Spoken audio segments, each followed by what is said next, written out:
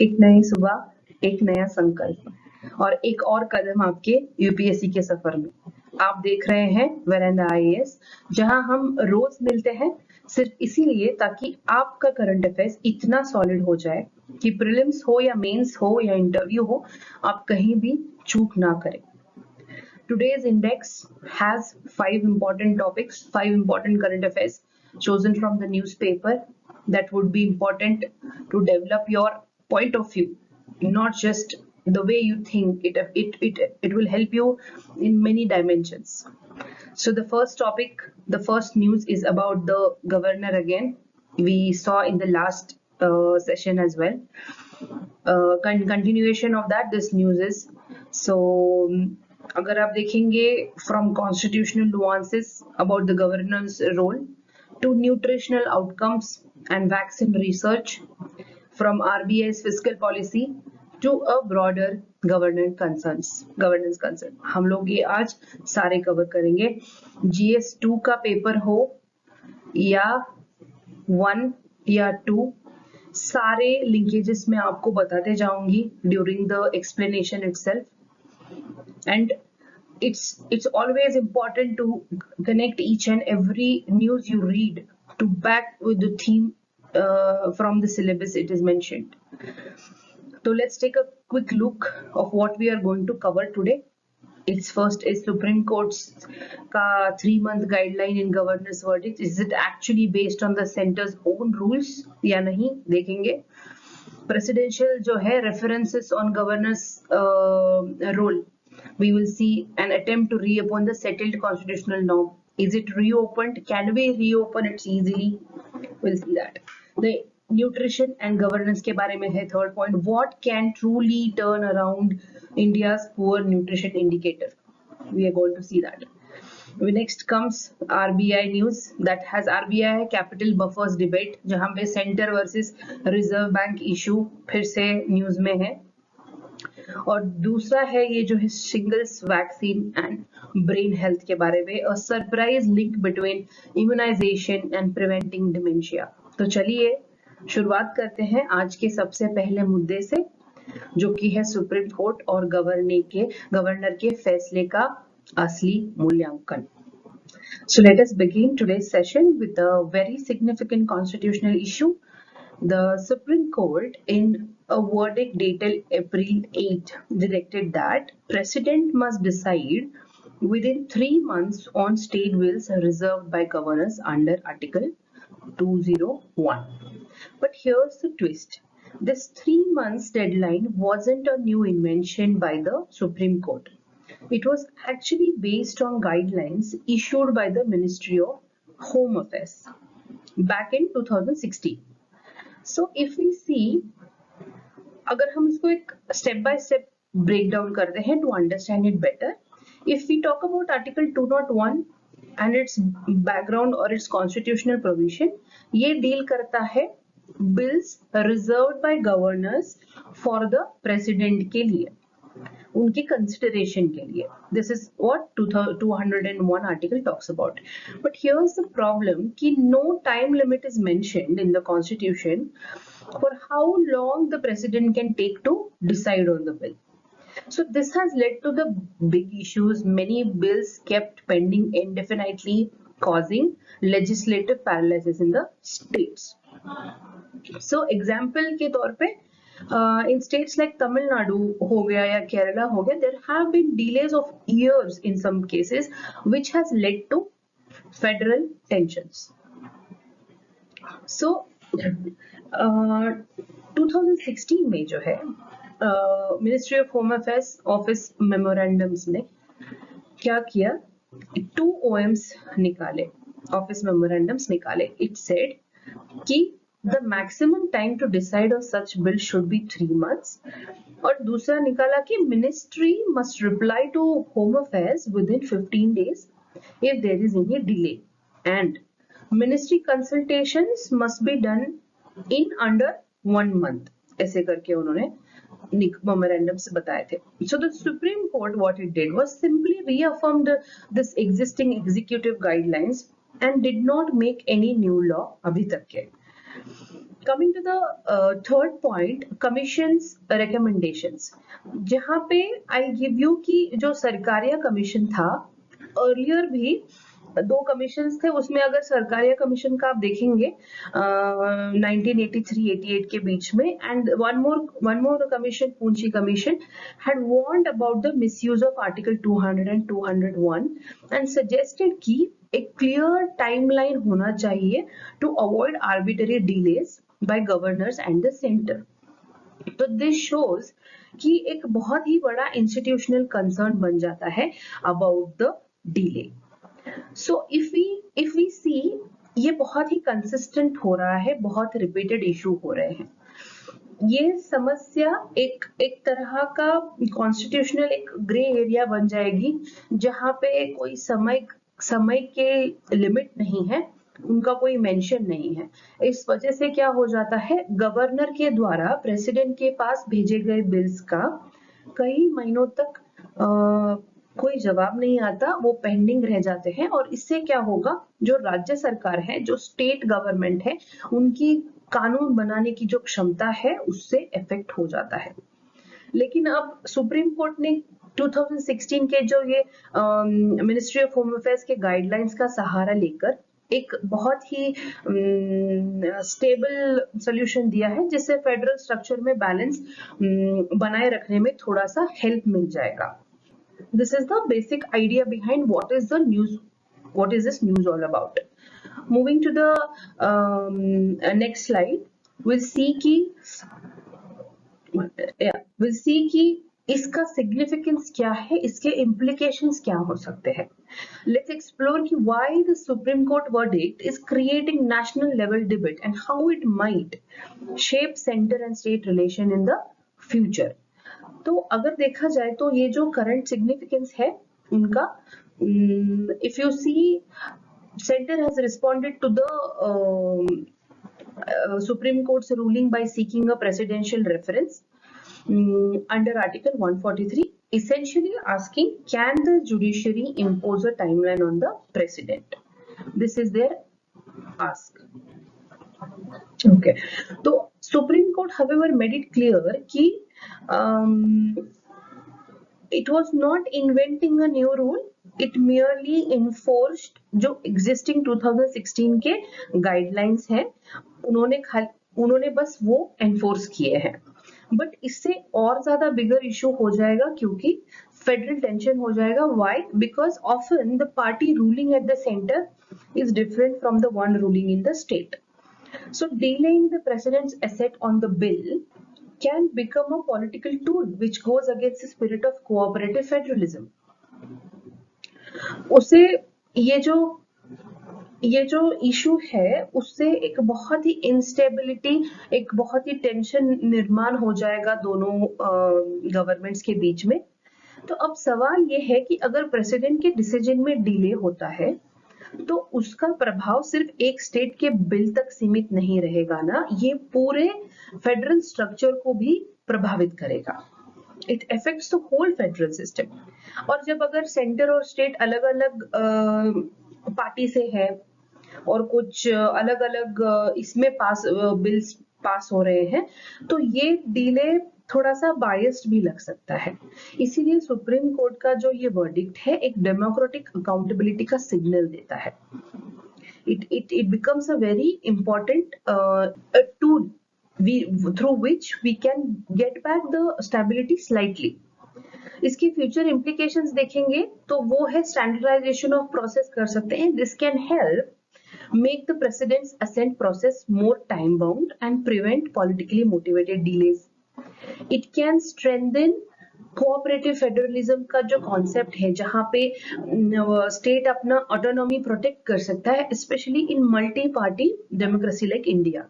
हालांकि अभी आपको बहुत ज्यादा एग्जांपल्स मिल जाएंगे जहां पे हम लोग मल्टी पार्टी गवर्नमेंट देख सकते हैं। ट्रिगर फॉर लार्जर डिबेट्स इसीलिए वो बन गया है because this will inevitably fuel new debates. Judiciary dictate terms हो गया या एग्जीक्यूटिव के पावर के बारे में बात होगी। ऐसे सुप्रीम कोर्ट के एक्ट करने पर they will also talk about judicial activism. है ना। सो इसके एग्जीक्यूटिव इंडिपेंडेंस पे क्या फर्क पड़ेगा, एंड दीज क्वेश्चंस ना ये इश्यूज तक रेलेवेंट नहीं है, आगे जाके every every battle that is involving constitution और उनका interpretation, this will be taken into consideration. So this verdict is going to impact a lot of dimensions in constitutional interpretation wise on the relation of state and center. It is going to affect the federalism for sure. So before we go further, let's revise what we have seen even yesterday. I have told you article 200, article 201 क्या किस बारे में है. ये constitutional foundation है. ये जो ongoing controversy है रिगार्डिंग दिस आर्टिकल्स, दिस अगर ये डिस्टर्ब होता है तो बहुत ही ज्यादा चेंजेस देखने को मिलेंगे आपको. आर्टिकल 200 बताता है रोल ऑफ द गवर्नर. तो इसका क्या है, when a state legislature passes a bill, the governor would definitely have four options with him. One is to assent to the bill, तो वो लॉ बन जाएगा. वो अगर विथहोल्ड करेगा assent तो वो माना जाएगा कि गवर्नर ने ये बिल रिजेक्ट कर दिया. Reserve it for the president, specially if it गोड अगेंस्ट द नेशनल इंटरेस्ट, और अगर कुछ कॉन्स्टिट्यूशन के खिलाफ जा रहा है तो गवर्नर ये एक्शन ले सकते हैं. और अगर एक्सेप्ट रिटर्न करेंगे फॉर रिकंसिडरेशन, इसमें एक एक्सेशन है, मनी बिल्स को हम वो ऐसा नहीं कर सकते, money bills are accepted. So this power to reserve in article 201 enters into picture. ये जो रिजर्व करने का है, तो आर्टिकल 200 सेट की प्रेसिडेंट्स का जो रोल है, गवर्नर जब बिल रिजर्व करेगा तो वो बिल प्रेसिडेंट के पास जाता है. प्रेसिडेंट के पास दो चॉइस होते हैं, he can give his assent और he can withhold his assent. और यहाँ पे कैच ये है कि जो टाइम लिमिट है वो कॉन्स्टिट्यूशन में प्रिस्क्राइब नहीं है कि वो कितने टाइम तक विथहोल्ड कर सकते हैं. And that's the loophole being debated in the news this days. कितने दिन तक वो बिल पेंडिंग रह सकता है. ये जो आर्टिकल 200 है वो गवर्नर को एक बिल को रोकने, पास करने, प्रेसिडेंट के पास भेजने का अधिकार देते हैं. तो अगर, और 201 में क्या है, प्रेसिडेंट को डिसाइड करने की पावर है, जहां पे उनके पास दो ऑप्शंस है. अगर वो उनको असेंट देना चाहते थे दे सकते हैं, और उसको अगर विथहोल्ड करना चाहते हैं तो उसको विथहोल्ड कर सकते हैं. लेकिन इस जो डिले होता है उसके चलते क्या हो जाएगा, ये जो स्टेट्स को लेजिस्लेटिव पैरालिसिस का सामना करना पड़ेगा. तब तक everybody the bill will be stalled till then. So अगर 143 आर्टिकल की बात करें जो वो प्रेसिडेंशियल रेफरेंस की बात करता है, president can seek the opinion of the supreme court via article 143. ये बेसिक आइडिया है. सो इससे क्या होता है, ये बहुत ही एडवाइजरी नेचर है, हालांकि बहुत इन्फ्लुएंशियल है, but not legally binding. This is what exactly the center is now using to question Supreme Court's verdict on timeliness. This is the basic understanding of the basic themes from the syllabus point of view as well. Let's now address the big constitutional question that is causing ripples in India's federal framework.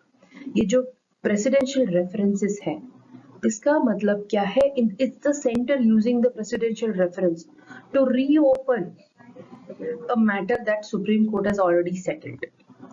अगर centre ने क्या किया, invoke article 143. The center has formally invoked it, which allows the president to seek the Supreme Court's opinion on the constitutional matters, जो कि advisory in nature होते हैं. This time Supreme Court ने एक verdict में बोला कि governor cannot indefinitely withhold his assent on the bills. The president must decide within 3 months under Article 201 following the Home Affairs के मिनिस्ट्री के जो 2016 में गाइडलाइंस आए थे उनको फॉलो करते समय. The center is essentially asking कि can the judiciary impose such timelines on the executive arm, especially the president. यहाँ पे तीनों हमारे जो पिलर्स है कॉन्स्टिट्यूशन के, वो सारों का रिलेशन एट द स्टेक है. सुप्रीम कोर्ट का जो वर्डिक्ट आया था अप्रैल 8 को, वो बहुत क्लियर था कि गवर्नर्स को कोई फर्दर डिले नहीं करना है ऑन असेंडिंग द बिल, वो इंडेफिनाइट नहीं हो सकता, क्योंकि जो recently delay caused in Tamil Nadu by the governor was called illegal and Irenaeus by Supreme Court. Supreme Court was not legislating, just enforcing executive guidelines that was already in place. तो इससे तो ये क्या हो गया कि सुप्रीम कोर्ट बोल रहा है कि इससे I am trying to solve the ये जो डिसरप्शन आ गया है सडनली, जो टेंशन हो गया है फेडरलिज्म में, it was trying to settle. Presidential reference use किया गया है, वो एक पॉलिटिकल और कॉन्स्टिट्यूशनल डायलेमा खड़ा कर देता है. यहाँ पे अक्सर आर्टिकल 143 का यूज तब होता है जब कोई नई या कोई अनक्लियर या कोई कॉम्प्लेक्स कॉन्स्टिट्यूशनल बात हो, जहां पे हमें एडवाइस की जरूरत हो कोई दूसरे सेगमेंट से, जुडिशरी से टेक्निकली. तो लेकिन यहाँ पे सुप्रीम कोर्ट का वर्डिक्ट एक पुरानी गाइडलाइन पर बेस्ड था. तो क्वेश्चन ये था कि इस रेफरेंस का इस्तेमाल पॉलिटिकल मकसद के लिए किया जा रहा है. This was the question that arises. तो क्रिटिसिज्म ये था ये जो रेफरेंसेस का है कि सेवरल कॉन्स्टिट्यूशनल एक्सपर्ट्स क्या बोल रहे हैं. एक 3 की कंसर्न्स रेज करते हैं वो यहाँ पे, जहाँ पे रीओपनिंग ऑफ सेटल्ड लॉ का फर्स्ट पॉइंट है. When they talk about article 143 is being used to question something that is already clarified. इनकी जरूरत ही नहीं है, ऐसा मानते हैं. Second is judicial undermining. It has been seen as a challenge to the Supreme Court's moral and constitutional authority. अगर देखा जाए about state control, it appears like an attempt to tighten central control over state legislation, using governors as the intermediaries. These are the basic 3 concerns many experts have raised. Now moving to the next point, that is the role of the governor and presidential references. Let's now consolidate कि इनके role क्या है, as well as the legal vacuum created by the absence of time limits in the constitution. So this is crucial because the whole controversy around the governor delays and presidential references revolve around this core gap of not having a time limit. Governor का जो role है under article 200, when the state legislature passes a bill, governor has 4 options, जो कि मैंने आपको बोला.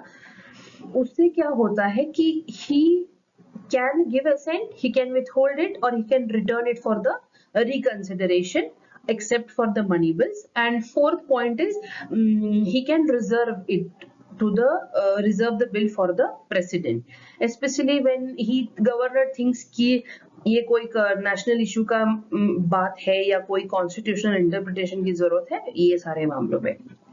यहाँ पे 201 आर्टिकल जो है वो 4th ऑप्शन से ही ट्रिगर होके आया है, जहां पे प्रेसिडेंशियल रेफरेंस की बात होती है. प्रेसिडेंशियल रेफरेंस माने प्रेसिडेंट अगर चाहे तो सुप्रीम कोर्ट से एडवाइस मांग सकता है, which he thinks is on very important topics, on necessary bills, it can ask for it.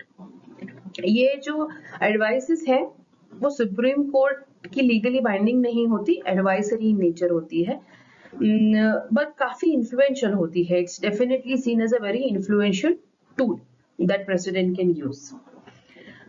यहाँ पे एग्जाम पॉइंट ऑफ व्यू से आ जाता है कि article 143 is not binding. It carries immense constitutional weight, but it is not legally binding. This is one important point, key point from exam point of view. तो जब governor किसी bill को president के पास भेजते हैं ना, तो कॉन्स्टिट्यूशन में ये नहीं लिखा है कि प्रेसिडेंट उसको कितने टाइम तक होल्ड कर सकते हैं, उनका डिसीजन कब तक आ सकता है. ये सारा मामला इसी अंडर रिवॉल्व हो रहा है. इससे क्या होता है, पॉलिटिकल मिसयूज हो रहा है ना. जैसे कि रिसेंटली तमिलनाडु के जो गवर्नर RN रवि हैं, उनके केस में जहां कई बिल्स के असेंट को पेंडिंग ही रखा गया. ये डिले की वजह से स्टेट की जो लेजिस्लेशन की पावर होती है वो कॉम्प्रोमाइज हो जाएगी, और इसीलिए सुप्रीम कोर्ट ने कह दिया कि आप 3 महीने के अंदर अंदर आपको फैसला लेना पड़ेगा. तो ये जो टाइम लिमिट सुप्रीम कोर्ट ने डाला, ये कॉन्फ्लिक्ट का रियल इशू बन गया. Constitution does not prescribe any deadline for assent, so this allows indefinite delays.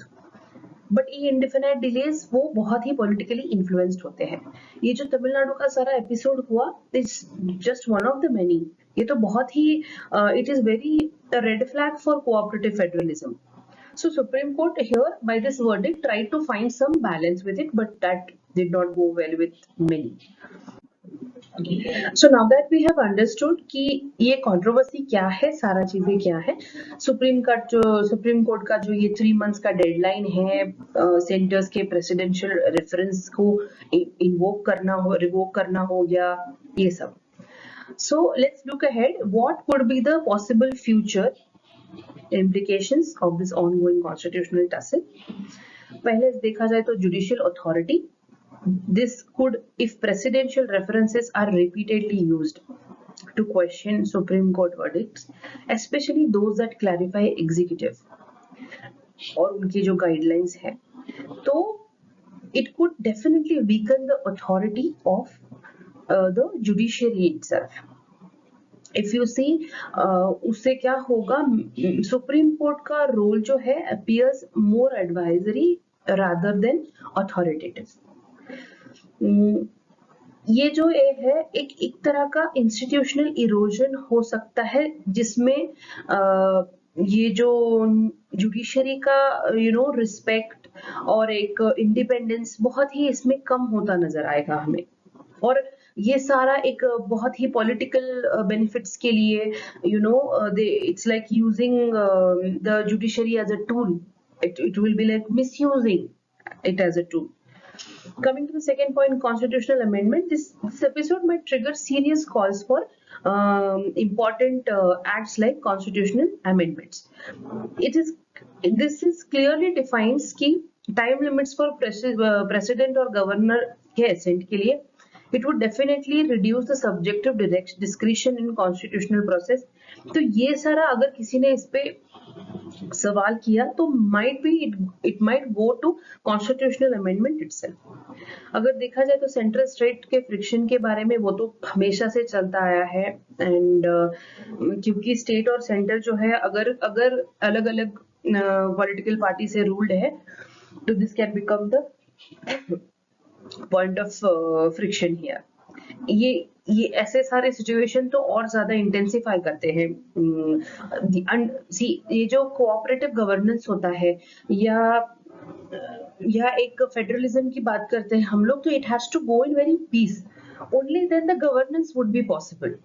ये जो तमिलनाडु का रिसेंट एग्जाम्पल हुआ था, that is we need to learn out of this. If you talk about cooperative federalism which I said to you now, उसमें क्या होता है, cooperative federalism is the very spirit of Indian federal democracy. अगर governors को हम लोग agents of centre करके perceive करेंगे, तो जो ये ऑटोनॉमी है स्टेट की, एक इंडिपेंडेंट एक स्टेट का जो इम्पोर्टेंस है उनके गवर्नमेंट का, ये सारा बहुत वीक हो जाएगा. And it will erode the trust in constitutional checks and balances as well. So अगर हमें कॉन्स्टिट्यूशन के मूल प्रिंसिपल्स में से फेडरल बैलेंस डिस्टर्ब होता है, तो इसका प्रभाव सिर्फ लॉज पे, एक्ट्स पे वो नहीं पड़ेगा, पूरे गवर्नेंस सिस्टम पर पड़ जाता है. इसीलिए प्रेसिडेंशियल रेफरेंसेस एक सिर्फ लीगल सवाल नहीं है, बल्कि एक डेमोक्रेटिक अलर्ट भी है हमारे लिए भी. सो I hope you've understood the basic crux of what is happening, how we can link this with the articles present in the Constitution, and this becomes very, very important for GS2. Very, very important. ये जो भी factual data है, as usual, आपको वो video link में मिल जाएगा. We will upload the notes there. So now we shift from constitutional governance to human development, जहाँ पे particularly हम लोग nutrition की बात करेंगे. The question before us is simple. What is the one ingredient that can truly transform India's nutrition outcomes? To answer that, let's begin with the current flagship scheme, Poshan Abhiyan, and its background और कुछ इसका context समझने की try करते हैं. ये 2018 में launch हुआ था. Prime ministers overarching scheme of for holistic nutrition. ये एम करता है to reduce stunting by 2% annually, to reduce anemia by 3%, and to address underweight cases in children and adolescent girls and women. So it focuses on the first 1000 days of life, from pregnancy to a child's second birthday. Technically, a critical window for nutrition. Also, notably, it's convergence model where ministries like Women and Child Development, Health, Rural Development, and Panchayati Raj are working together, separately नहीं. अगर देखा जाए तो ये जो पोषण सिर्फ एक खाने का सप्लीमेंट या उनको खाना देना जिनके पास खाना नहीं है, ये नहीं है. ये एक लाइफ साइकिल इंटरवेंशन है जो एक माँ के प्रेगनेंसी के से लेकर बच्चे के पहले 2 साल तक के हर मोड पर इम्पोर्टेंट है. इसीलिए पोषण अभियान में anganwadi, ASHA workers, community level awareness programmes एक बहुत ही बड़ा रोल प्ले करते हैं. अगर आप देखेंगे ये जो इंडियाज न्यूट्रिशन हिस्ट्री है, इसका क्या है, ये since 1975 India has had schemes like Integrated Child Development Scheme, Midday Meal Scheme या सक्षम आंगनवाड़ी स्कीम. ये सारे जो पुराने पहले से आए हुए स्कीम्स है. तो according to national family health survey data, female nutrition indicators are very stagnating or it is worsen. So anemia among adolescent girls is rising again. ये नंबर बढ़ता ही जा रहा है. and stunting in underweight जो children है उसका भी एक unacceptably high ratio हमें देखने को मिल रहा है. So these are few numbers जहाँ पे नेशनल फैमिली हेल्थ सर्वे ने कुछ नंबर्स रिवील किए हैं जो कि बहुत ही कंसर्निंग है, specially regarding the nutrition, women nutrition के चलते या उनके हेल्थ को लेके.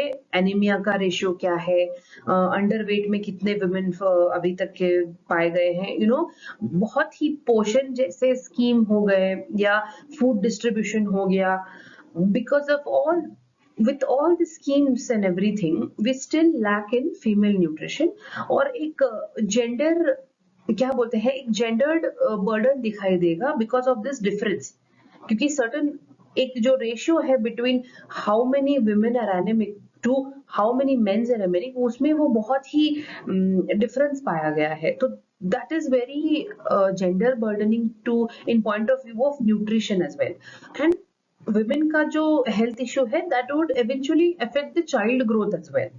So let's now go beyond the statistics या scheme. Let's now talk about the core causes. क्या causes हो सकते हैं ये सारी चीजों के? The real reason why India's nutrition problem persists, especially among women. Because malnutrition is not just a health issue, it's also a social justice part. ये gender equality का इशू भी बन जाता है. अगर देखेंगे जेंडर इनइक्वालिटी जो मैंने अभी कहा आपको कि मोस्ट इंडियन हाउसहोल्ड्स में women and girls eat less last and least, जो यहाँ पे cultural norms often lead to less food, lower quality nutrition है ना. और अगर कोई बहुत ही ये सारे चीजों से क्या हो जाएगा, उनकी इम्यूनिटी, उनका हेल्थ बहुत ही कॉम्प्रोमाइज हो जाएगा. we can relate to social justice very beautifully this topic. हम लोग ना देखते आ रहे हैं कि बचपन से लड़कियों को ये सिखाया जाता है कि आप दूसरों के पहले खाना नहीं खा सकते, आपको पहले बाकियों को खाना खिलाना है and everything. सैक्रिफाइस कल्चर जो है हमारे न्यूट्रिशन क्राइसिस का एक बहुत ही रूट कॉज है। आप देखेंगे अगर सोशल जस्टिस का इश्यू देखेंगे, nutrition is not just about food, it's about quality, it's about having that nutrition portion जहां पे आपको एक्सेस टू एजुकेशन और हेल्थ केयर तक आपको मिल जाए, freedom to make choices, dignity in domestic roles, agency over one's own body and resources. So ये जो माल न्यूट्रिशन जहां पे थ्राइव करता है वहां पे एम्पावरमेंट की तो हम बात ही नहीं कर सकते। If you talk about financial control, the missing link, ये बहुत ही जहां पे सारी महिलाएं, lot of women may be employed but lack of financial control over their own income, without the ability to spend for their own health and food, empower remains बहुत ही incomplete सा होगा empowerment का। So this is why portion type scheme जो है fail इसीलिए हो रहे हैं क्योंकि उनको सपोर्ट नहीं है। We have to support it with financial literacy, we have to support it with women led self help groups.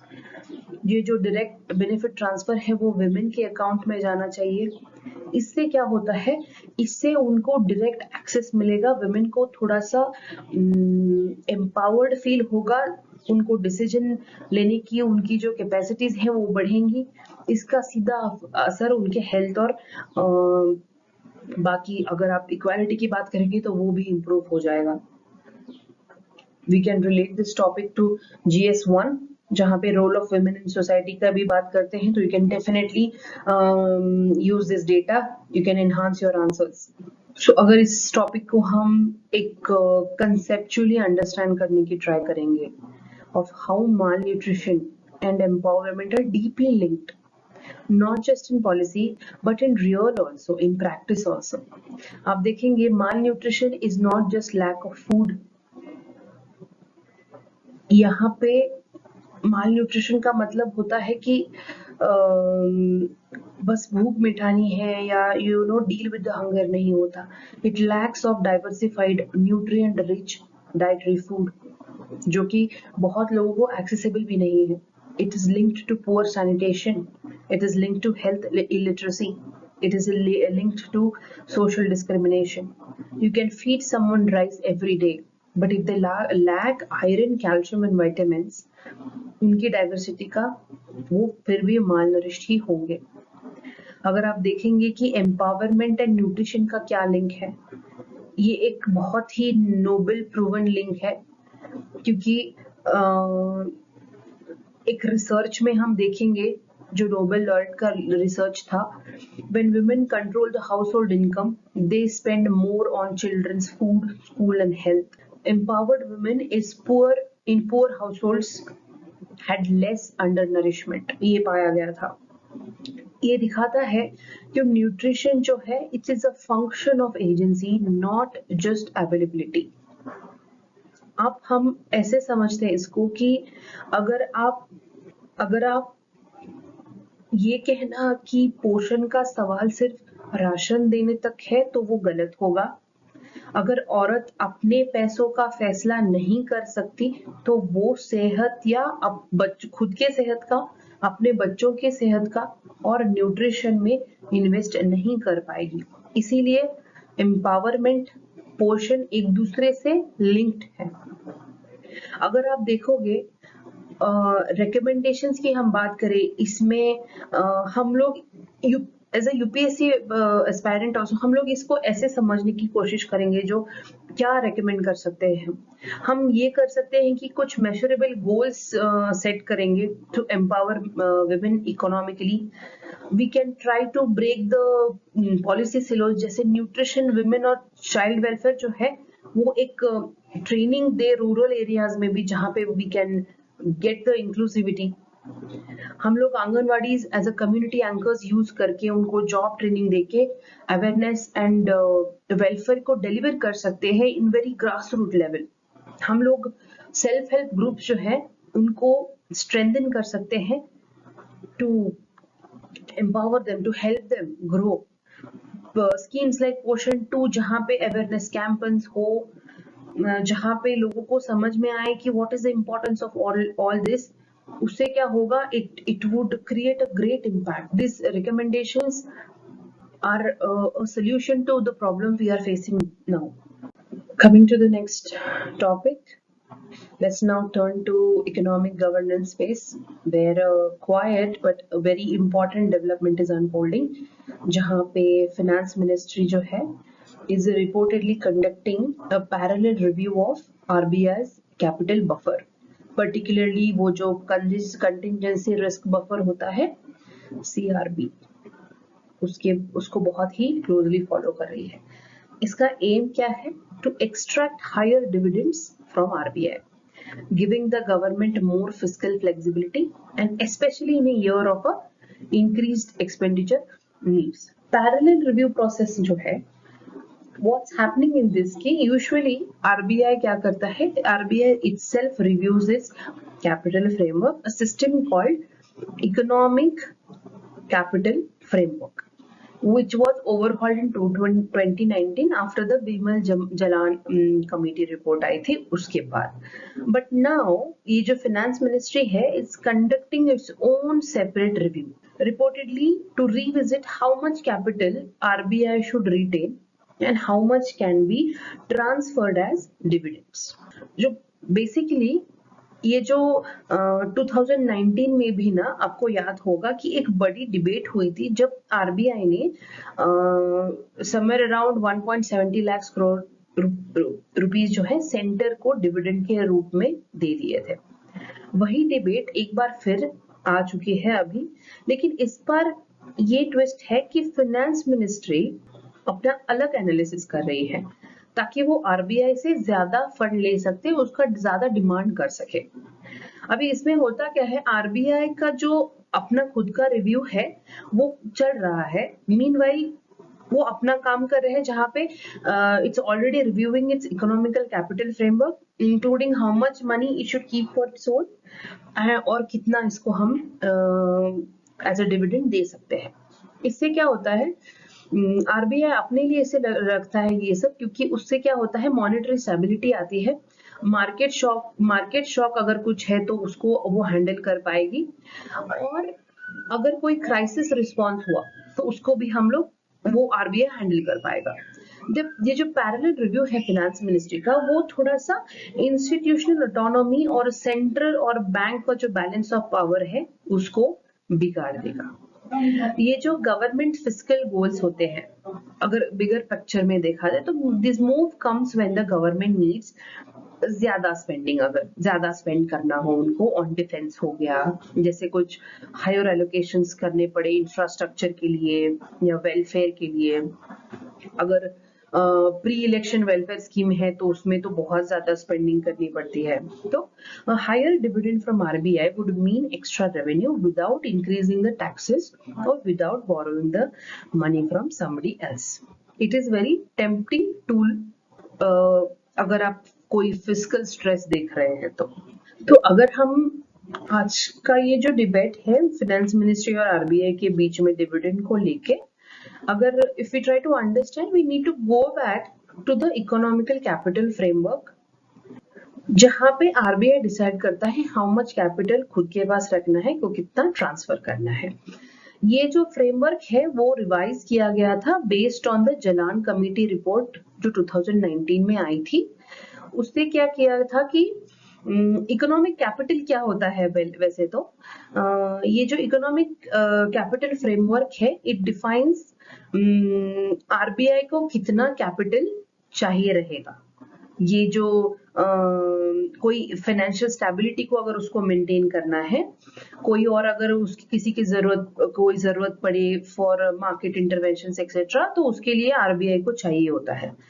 And कितना सरप्लस है जो आरबीआई गवर्नमेंट को ट्रांसफर करेगा विदाउट हार्मिंग इट्स ऑटोनॉमी.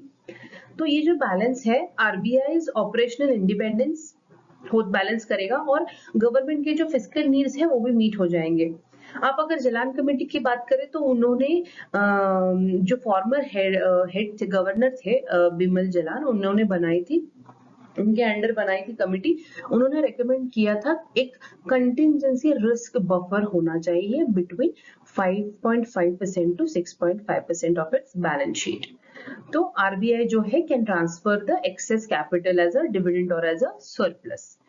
अगर हम इसको इजी वे में समझे तो सीआरबी एक तरह का सेफ्टी रिजर्व होता है, किसी फाइनेंशियल इमरजेंसी हो या कोई ग्लोबल क्राइसिस हो उसके टाइम पे हम आरबीआई इसी रिजर्व का यूज कर सकता है। तो जलान कमेटी ने ये सजेस्ट किया था कि अगर सीआरबी 5.5 से 6.5 के बीच में हो तो बाकी पैसा हम लोग सरकार को दे सकते हैं। ये जो रिकॉर्ड ट्रांसफर इन 2019 का पॉइंट है उसमें क्या किया था, ये फ्रेमवर्क के चलते आरबीआई ने 1.76 लाख करोड़ गवर्नमेंट को दे दिए थे। This was a very turning point, it gave the centre a very big fiscal space, but एक क्वेश्चन रेज हुआ था आरबीआई के इंडिपेंडेंस का। That's why any change in the ECF now, especially that is initiated by Finance Ministry, is politically and economically becomes very sensitive. So let's demystify a key technical term called contingency risk buffer. इसका meaning क्या है? So ये जो है बहुत ही it has been at the heart of the controversy that is happening. तो ये जो CRB है, it is essentially the precautionary reserve RBI keeps to absorb the financial shocks, to protect the rupee, etc. So अगर ये कम हो गया, what would happen if you lower the CRB? More funds become available for the immediate government use, for welfare, defense, infrastructure etcetera. अगर but इससे क्या होता है, financial risk increase हो जाएगा इन टाइम्स ऑफ, जैसे बहुत सारे ग्लोबल रिसेशन की बात करें, अगर हम बात करेंगे करेंसी डेप्रिसिएशन की, तो उस समय ये बहुत रिस्की हो जाएगा। अगर कोई स्टॉक मार्केट है क्रैश कर जाएगा या कोई क्राइसिस आ जाएगी बैंकिंग सेक्टर में, तो इट बिकम वेरी डिफिकल्ट। ये जो है this is a trade off जो it's being debated today. This is the basic topic. तो CRB इमरजेंसी फंड के जैसे ऐड करता है, तो अगर आरबीआई की कोई फ्यूचर में कोई क्राइसिस आ जाएगा तो वो अपना संभाल लेगा उसमें। लेकिन अगर इस बफर को ही कम कर देंगे तो शॉर्ट टर्म में पैसा सेंटर के पास चला जा सकता है, बट लॉन्ग टर्म के जो फाइनेंशियल शॉक्स आएंगे उसका रिस्क बहुत ही बढ़ जाएगा। तो बहुत ही सीआरबी का बहुत ही इम्पोर्टेंट रोल है फाइनेंशियल प्रोटेक्शन में, जहां पे अगर कोई फंड्स की जरूरत पड़े तो आरबीआई कैन यूज दैट। अगर देखेंगे हम लोग करंट करेंसी वोलेटिलिटी की, it will definitely guard us against exchange rate fluctuations जो होते रहते हैं। If you talk about market shocks, कोई अगर हमें एक बफर की तरह एक्ट करेगा सीआरबी अगर मार्केट अचानक से गिर जाएगा। If you talk about any financial crisis, अगर कोई इमीडिएटली कुछ फाइनेंशियल क्राइसिस आ जाता है, कोई इंस्टेबिलिटी आ जाती है, हमारा इकोनॉमिक को हार्म होता है दैट वे, तो फाइनेंस मिनिस्ट्री का कहना है कि आरबीआई बहुत ही कंजर्वेटिव एक्ट कर रहा है कैपिटल्स अपने पास रखने के लिए। तो ये बहुत ही ज्यादा टेंशन की बात होगी इन दोनों में, तो इसीलिए हम लोग वो पैरेलल असेसमेंट कर रहे हैं कि ताकि उनको समझ में आए कि उनके पास पैसा कितना है और वो खुद अपने लिए कितना मांग सकते हैं।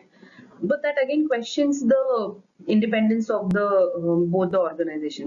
तो हम लोग क्या करते हैं, we try to understand the future implications, एक बिगर पिक्चर की तरह इसको समझने की कोशिश करते हैं, जहां पे ये जो सरप्लस को लेके आरबीआई का और मिनिस्ट्री का जो इशू चल रहा है, इसका एक क्लासिक एग्जाम्पल बन जाता है पॉलिसी टेंशन का, जो गवर्नमेंट का जो कंपल्सरी स्पेंड होता है उसमें, और जो सेंट्रल बैंक का जो एक फाइनेंशियल प्रूडेंस है ना उसमें।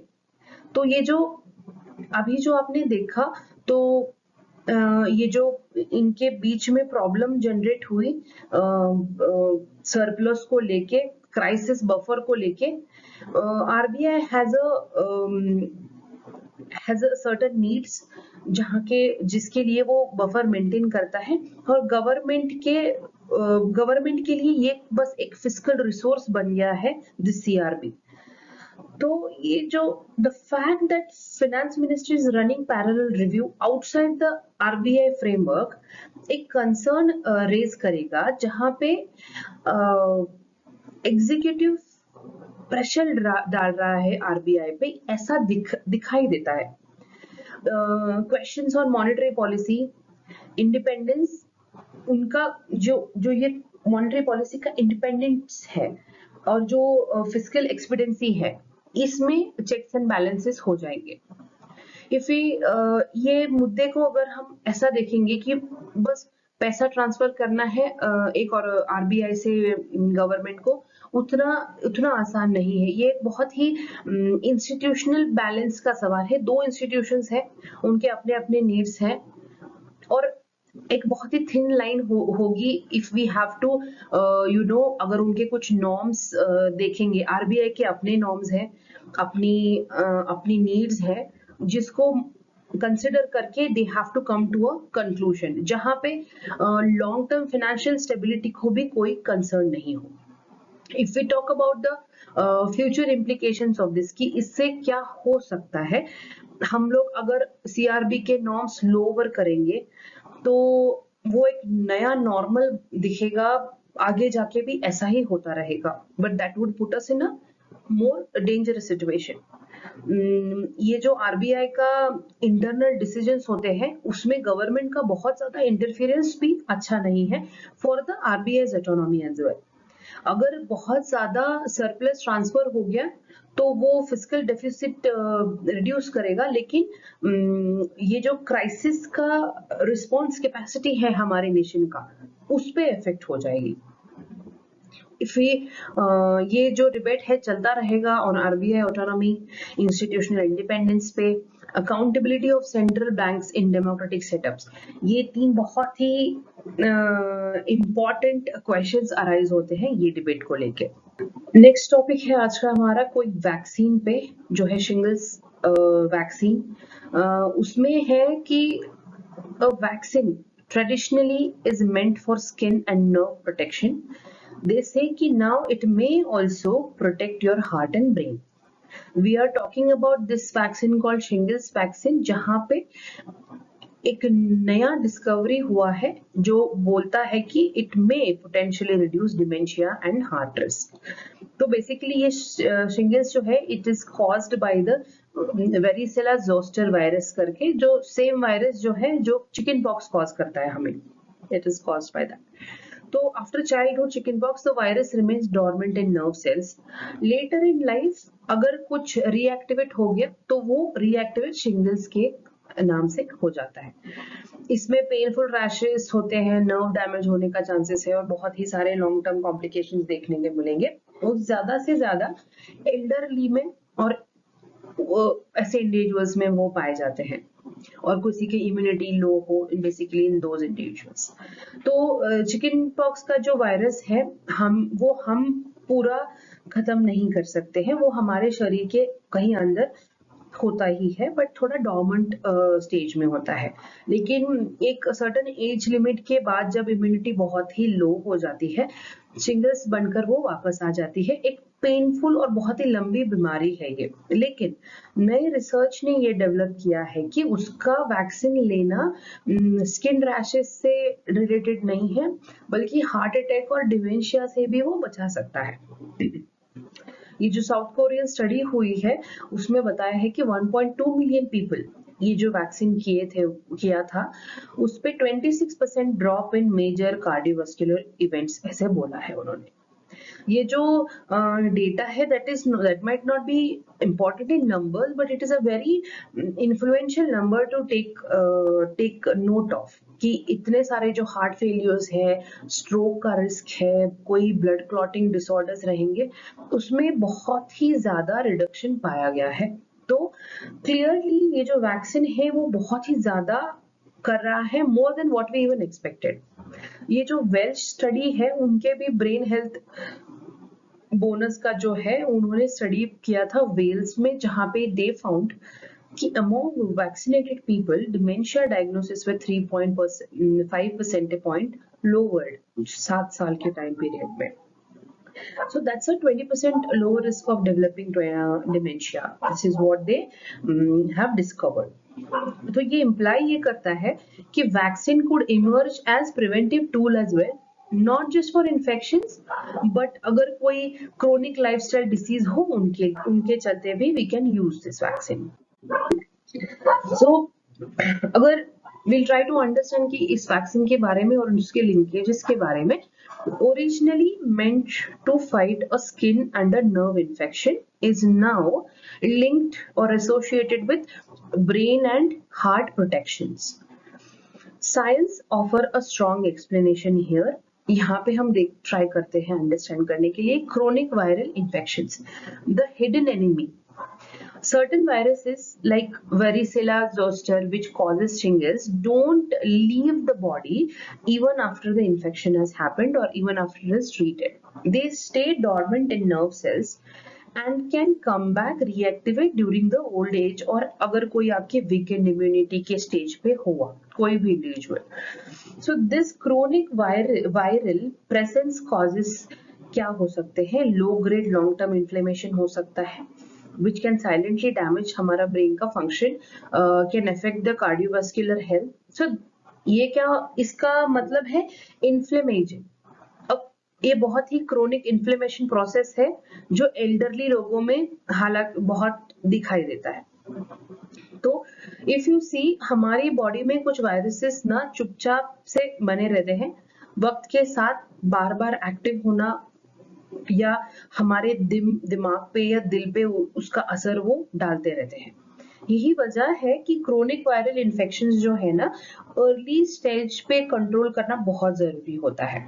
If you talk about vaccine protection, it is not just about immunity but prevention from the reactivation of the previous one as well. तो वैक्सीन हमें यहाँ क्या कर रहा है? नए इन्फेक्शंस को प्रिवेंट नहीं कर रहा, बल्कि it reduces reactivation of latent viruses. So this reduces the inflammations, और जो inflammation के side effects होते हैं brain पे, health पे, वो भी अपने आप कम हो जाएंगे. उसी के चलते ये जो वैक्सीन है shingles और flu वैक्सीन जो है are now being linked to reduction in dementia, stroke and cardiac events.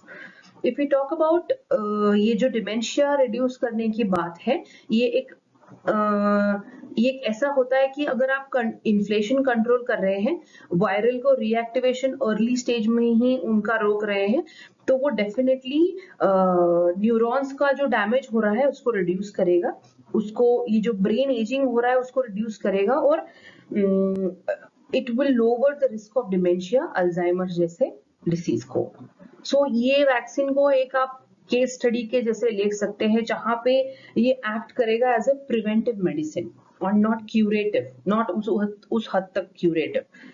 और ये बहुत ही प्रोएक्टिव ब्रेन हेल्थ स्ट्रेटेजी हो जाएगी if we work on this. तो हमारा ये जो फाइनल स्लाइड है इसमें आपको एक बहुत ही transformative power of science on public policy की तरफ ले जाता है. This is the last point where we would try to understand. यहाँ पे उन्होंने बोला है कि ये जो वैक्सीन है ये बस प्रिवेंट नहीं करता कोई भी, बल्कि एक शिफ्ट है of how we think that vaccine is linked to the preventive medicine as well. यहाँ पे कुछ बेनिफिट्स बोले हैं जो ये वैक्सीन को ये वैक्सीन के रिसर्च से मिले हैं हमें, which I have already told you. Numbers might not be important, लेकिन ये जो इसका इफेक्ट है ये वैक्सीन का, ये आगे चल के बहुत ही इम्पोर्टेंट साबित हो सकता है. सो भी ये बोल सकते हैं हम लोग एक नए जनरेशन का ना प्रिवेंटिव हेल्थ टूल बन सकता है ये वैक्सीन. एंड ऑलवेज रिमेम्बर हम लोग ये जो वैक्सीनेशन को ना एक टूल की तरह ले सकते हैं of social equity, long term public health investment की तरह ले सकते हैं हम लोग ये. अगर आप इसको थोड़ा सा पॉलिसी के तरफ भी उसको जोड़ने की कोशिश करेंगे, तो ये जो पब्लिक हेल्थ की थिंकिंग है या वो चेंज करेगा. Vaccines must now be seen as a chronic disease preventers. It थोड़ा टाइम लगेगा, but definitely this research would take us somewhere where we can थोड़ा इम्यूनिटी बूस्ट हो जाएगी, या it would this would also may expand to adults, maybe you never know. As of now बस old age के लिए ही ये बात हो रही है, बट मे बी आगे जाके we would get this kind of advantage of the vaccines that are already present.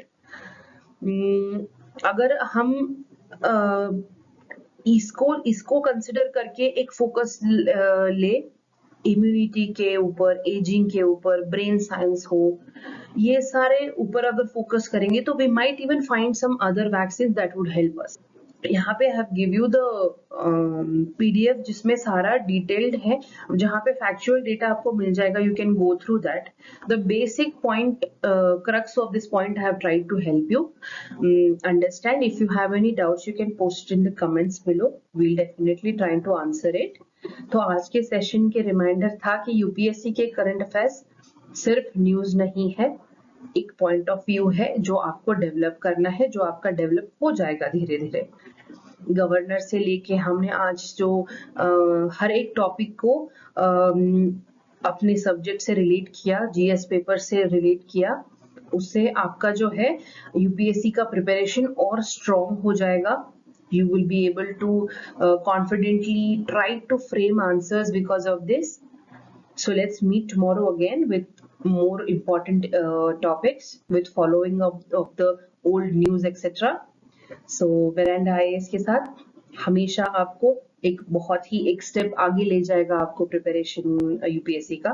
So let's meet tomorrow. Thank you so much. Veranda IAS, where your dream becomes